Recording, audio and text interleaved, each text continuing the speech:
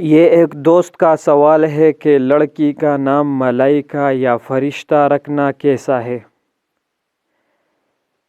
ابتداءً تو میں بتاؤں کہ لڑکی کا نام فرشتہ یا ملائکہ رکھنا کئی اعتبار سے غلط ہے یہ نام رکھنا۔ اس اعتباروں میں ایک نمبر اعتبار یہ ہے کہ ملائکہ کو اللہ تعالی نے انہیں مؤنث نہیں بنایا۔ مشرکین انہیں بنات اللہ کہتے ہیں اور اللہ نے اس کے سختی سے تردید فرمائی ہے۔ معلوم ہوا کہ ملائکہ مؤنث نہیں ہے، اس لیے کسی لڑکی کا نام ملائکہ یا فرشتوں کے نام پر رکھنا درست نہیں ہے۔ دوسرا وجہ یہ ہے،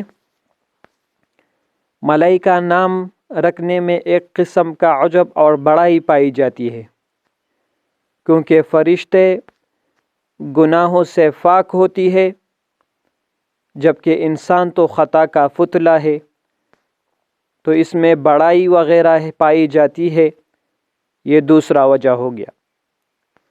تیسرا وجہ یہ ہے، بعض اہل علم سے فرشتوں کے ناموں پر نام رکھنے کی کراہت منقول ہے، جس کے وجہ سے ایک روایت میں اس کی ممانعت ہے۔